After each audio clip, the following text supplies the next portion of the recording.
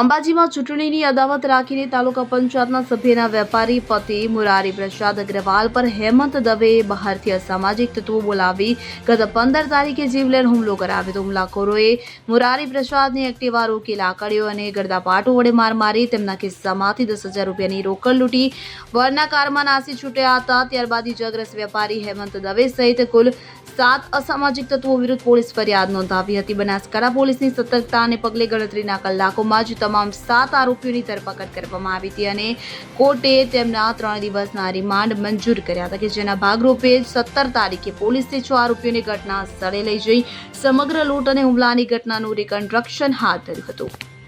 અરવિંદ અગ્રવાલ સાથે CN24 news Ambaji. હવે જુઓ દેશ દુનિયાની તમામ ખબરો તમારી આંગળીના ટેરવે। ઉઠાવો મોબાઈલ અને ગૂગલ પ્લે સ્ટોર પરથી ડાઉનલોડ કરો અમારી CN24 ન્યૂઝ મોબાઈલ એપ।